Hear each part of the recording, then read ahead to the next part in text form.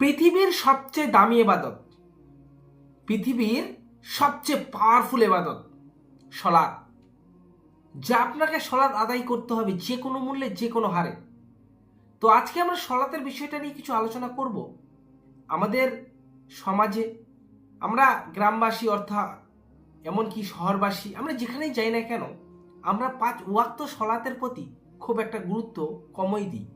তার কারণ আমরা যখন জুম্মার দিন মানে শুক্রবারে যখন জুম্মার নামাজ হয়, তখন তো মসজিদ ভরে যায়, তখন তো মসজিদের কাতার সম্পূর্ণ পরিপূর্ণ ফুল হয়ে যায়, দুতলা থাকলে দুতলা ভর্তি হয়ে যায়।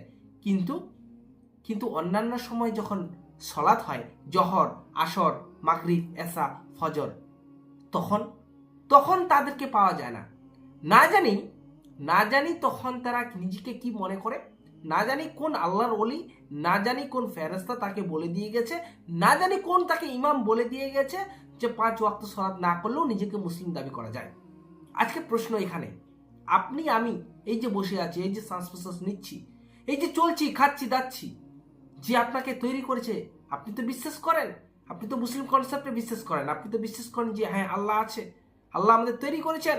তো যদি সত্যি বিশ্বাস করেন, আপনি যদি সত্যি লা ইলাহা ইল্লাল্লাহ, আপনি যদি সত্যি মনে করেন যে আল্লাহ ছাড়া আর কেউ ইবাদতের যোগ্য নেই, আল্লাহ আছেন, আল্লাহ আমাদের তৈরি করেছেন, তাহলে কেন আপনি সলাতের প্রতি গুরুত্ব দেননি?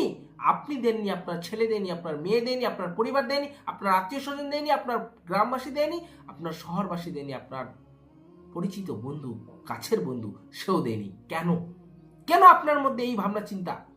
আপনি নিজেকে তো মুসলিম দাবি করেন, আপনি তো সিয়াম যখন আসে তখন আপনি 5 ওয়াক্ত সালাত আদায় করেন, তখন আপনি তারাবি সালাত আদায় করতে যান, আপনি তারাবি সালাত আদায় করতে যাচ্ছেন, মসজিদে তারাবি সালাত আদায় করার জন্য লোকের ভিড়, যদিও সেটা সুন্নত নামাজ, সুন্নাতে মুআক্কাদা, যদিও সেটা গুরুত্বপূর্ণ আছে, কিন্তু ফজরে নাই, অন্যান্য সময় আসরে নাই, মাগরিবে নাই, তখন কি গুরুত্বপূর্ণ তারা ভুলে গেল? যেটা ফরজ নামাজ, যেটা আপনাকে পড়তে বাধ্য, যেটা আপনি পড়তেই হবে, কোনো ছাড় নেই, সেখানে আপনাকে পাওয়া যায় না। কিন্তু যেখানে সুন্নাতে মুআক্কাদা, যেখানে সুন্নত নামাজ পড়লে ভালো, ছেড়ে দিলেও কোনো গুনাহ নেই, কিন্তু সেই জায়গায় আপনি হাজির, সেই জায়গায় আপনার পরিপাটি, আপনি ঈদের দিন নামাজ আপনি কি যে মনে করেন না জানি, আপনি একদম পরিপূর্ণ হয়ে তৈরি হয়ে একদম ঈদের সালাত আদায় করতে যান, কিন্তু সেই দিনই আপনি ফজরের সালাত আদায় করেননি।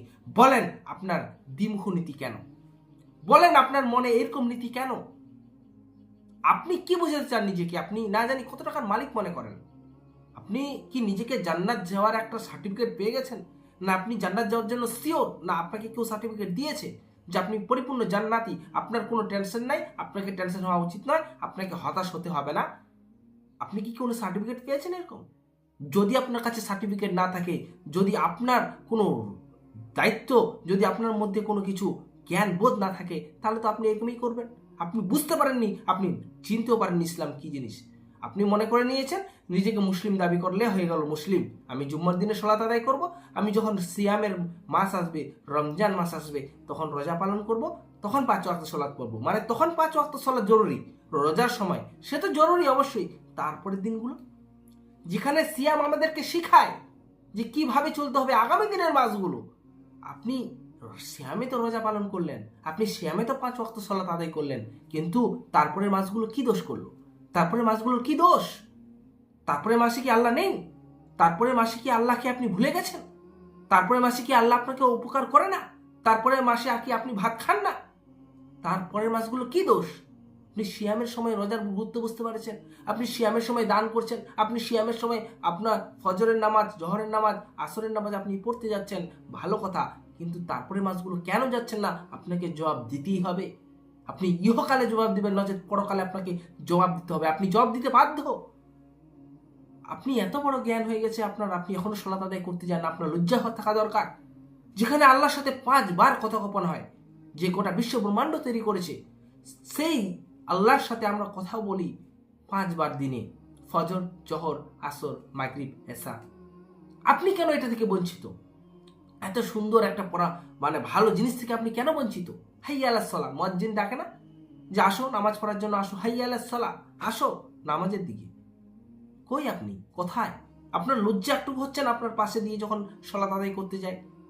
তারা, আপনি বুঝতে পারছেন না, তারা সলাত আদায় করতে যাচ্ছে, তাদের যদি কিছু হয়েও যায়, কারণ জীবনে তো রিস্ক, কখন আপনি না জানি আজকে আছেন কালকে নাও থাকতে পারেন, না জানি আপনি একদিকে সালাম ফিরিয়েছেন আরেকদিকে সালাম নাও ফিরাতে পারেন, আপনার মৃত্যু ঘটে যেতে পারে, আপনার ইন্তেকাল যখন তখন হয়ে যেতে পারে।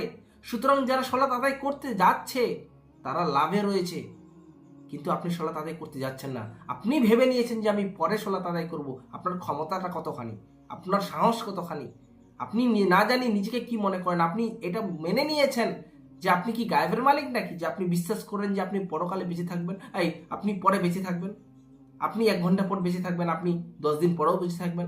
আপনি কি করে বলতে পারেন যে আমি পরে পড়বো নামাজ, এখন পড়বো না, আমি কয়েকদিন পর ধরবো নামাজ? এইরকম নীতি কেন? আপনার কোনো গ্যারান্টি আছে যে আপনি বেঁচে থাকবেন? তো যেখানে গ্যারান্টি নাই সেখানে আপনি কি করে গ্যারান্টি দিচ্ছেন যে আমি পরে পড়বো? সুতরাং এটা থেকে প্রমাণিত হয় আপনি মূর্খ। আপনি মূর্খ না তো কে মূর্খ? আশা করি আপনারা বুঝতে পেরেছেন প্রিয় দর্শক। সলাত আপনাকে আদায় করতে হবে, যে কোনো মূল্যে যে কোনো হারে আদায় করতেই হবে। আপনাকে আমি বোঝানোর চেষ্টা করছি যে সলাত খুবই গুরুত্বপূর্ণ, সলাত খুবই গুরুত্বপূর্ণ। তবে আপনার সলাত তখন লাগবে যদি আপনার হালাল খাদ্য হয়। কারণ হালাল যদি খাদ্য না হয়, আপনি যদি হারামের উপর দিয়ে তৈরি করেন, আপনি যদি সুদের উপর দিয়ে চলেন, তাহলে কিন্তু আপনার সলাত লাগবে না। বিষয়টাকে খুব বোঝা, বিষয়টা খুব ক্রিটিক্যাল, কিন্তু বুঝলে সহজ। আপনাকে সলাত আদায় করতেই হবে, নিজেকে মুসলিম থাকার জন্য জরুরি, must, point of the note, star mark. আপনাকে 5 ওয়াক্ত সলাত আদায় করতেই হবে। তবে 5 ওয়াক্ত সলাত আবার তখন লাগবে যদি আপনার হালাল সম্পদ হয় সবকিছু, যদি আপনি হালাল সম্পদ খান, যদি আপনি হালাল সম্পদের উপর চলেন, যদি আপনি হালাল সম্পদের উপর দান করেন, তাহলে আপনার 5 ওয়াক্ত সলাত লাগবে, তাহলে আপনি মুসলিম বলে গণ্য। তাহলে এক ধাপ যদি পিছনে যাওয়া যায়, আপনাকে 5 ওয়াক্ত সলাত আদায় করতে হবে, তার সাথে হালাল সম্পদ রুজি করতে হবে, রুজি রোজগার করতে হবে। আপনার দরকার নেই বড়লোক হওয়ার। আপনার যদি 10 টাকা না হয় 1 টাকা দিয়ে যদি আপনার সংসার চলে, আপনি 1 টাকা দিয়ে সংসার চালান, তবে হালাল সম্পদ দিয়ে চালান। নচেত আপনি হারাম সম্পদ তৈরি করে 5 ওয়াক্ত সালাত আদায় করবেন, এটা মূর্খামু ছাড়া আর কিছু না। সুতরাং প্রিয় দর্শকবৃন্দ, সময় থাকতে ফিরে আসুন। আপনাকে উপযুক্ত জবাব আল্লাহকে হয় জমিনের উপরে বুঝিয়ে দিতে হবে, নচেত জমিনের নিচে বুঝিয়ে দিতে হবে। বুঝিয়ে কিন্তু আপনাকে দিতে হবে। এখন মূর্খামুটা আপনি কোথায় করবেন, উপরে করবেন না নিচে করবেন, সেটা আপনার ব্যাপার। আপনি যদি চালাক হন, আপনি যদি সত্যি মুসলিম কনসেপ্টের উপর বিশ্বাস করেন, যে হ্যাঁ, আপনি যদি মনে করেন যে গোটা বিশ্ব ব্রহ্মাণ্ড তৈরির পিছনে একজন আছে, তিনি হচ্ছেন আল্লাহ, তো আপনি সহজেই কোরআন ও হাদিসের অনুযায়ী চলবেন। এবং যদি কোনো বিষয় এমন হয়ে যায় যে আপনি বুঝতে পারছেন না, সেটা বুঝে নেবেন। আশা করি আপনারা বুঝতে পেরেছেন। আশা করি আপনি 5 ওয়াক্ত সালাত আদায় করবেন, আপনার ছেলে মেয়েকে করাবেন, আপনার পরিবারকে করাবেন, আপনার আত্মীয় স্বজনকে করাবেন, আপনার পাড়া প্রতিবেশী সবাইকে সলাতের দাওয়াত দিবেন। আত্মীয় স্বজন বন্ধু বান্ধব সবাই মিলে সলাতের বিষয় নিয়ে ডিবেট করবেন, সলাত যাওয়ার জন্য পরামর্শ দিবেন। আসসালামু আলাইকুম আ রহমতুল্লাহি আ বারাকাতুহু।